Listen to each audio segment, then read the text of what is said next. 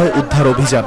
আটক বিডিআর জওয়ানদের জিজ্ঞাসাবাদ এবং বিভিন্ন সূত্র থেকে সেনাবাহিনী জানতে পারে হত্যার পর অনেক সেনা অফিসারকে একসঙ্গে মাটি চাপা দেওয়া হয়েছে। সকাল 11:30টার দিকে আজিমপুর নিউ পল্টন লাইন সংলগ্ন বিডিআর 2 নম্বর গেটের কাছে পিলখানার ভেতর গণকবর আবিষ্কার করে উদ্ধারকর্মীরা। একে একে উঠিয়ে আনা হয় সেনা কর্মকর্তাদের লাশ।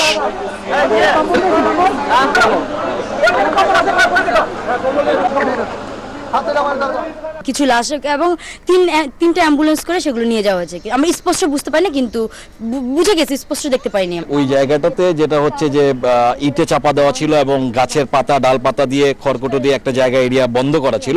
সেই জায়গা থেকে খড়কুটো ইটা টিটা এগুলো সরাচ্ছে বলে আমাকে ফোন দিল।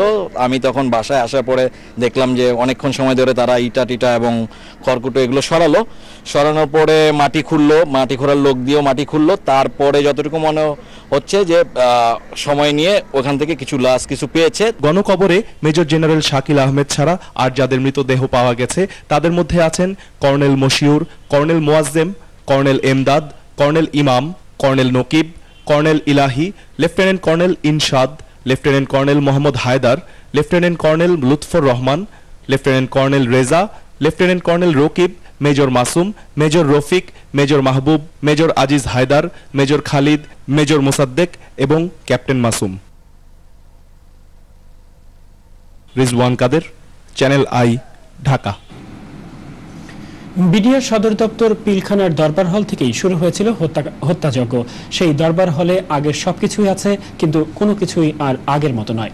বিডিআরের ইতিহাসের সবচেয়ে কালো অধ্যায়ের সাক্ষী দরবার হলের এখনকার অবস্থা জানাচ্ছেন নীলাদ্রি শেখর। এই সেই দরবার হল যেখানে গত দিন আগে শুরু হয়েছিল সেই হত্যাযজ্ঞ।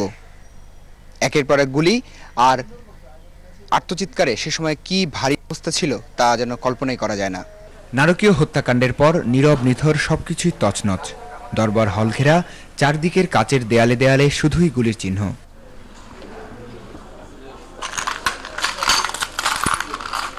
দরবার হলে সেদিনের অনুষ্ঠানে বিডিআর জওয়ানদের কৃতিত্বের জন্য টেবিলে সাজিয়ে রাখা পুরস্কারগুলো এখনও পড়ে আছে থরে থরে। আত্মরক্ষার জন্য দরবার হলের বাথরুমে লুকিয়ে যে অনেকেই রক্ষা পাননি তার চিহ্ন রয়ে গেছে দেয়ালে দেয়ালে। বিডিআর দরবার হলটি এখন শুধুই স্মৃতি, আলোকসজ্জাও আছে আগের মতোই। 3 দিন আগে যারা প্রাণবন্ত করে রেখেছিলেন এই দরবার হল হারিয়ে গেছেন তারা। Niladri Shekhar, channel I, Dhaka. বিভিন্ন স্থানে তল্লাশি চালিয়ে বিডিআর সদর দপ্তর থেকে পালিয়ে যাওয়া 77 জন বিডিআর জওয়ানকে আটক করেছে র্যাব। বৃহস্পতিবার রাতে এবং আজ সকালে ঢাকা আরিচা মহাসড়কে যানবাহনে তল্লাশি চালিয়ে 70 জন বিডিআর সদস্যকে স্বর্ণালংকার সহ আটক করা হয়। ঢাকার হাজারীবাগ এলাকা থেকেও স্বর্ণালংকার ও অস্ত্র সহ আটক করা হয় 2 বিডিআর সদস্যকে। বগুড়ায় আটক হয়েছে বিডিআরের 4 জওয়ান। রাজবাড়ীর গোয়ালন্দ মোড় থেকে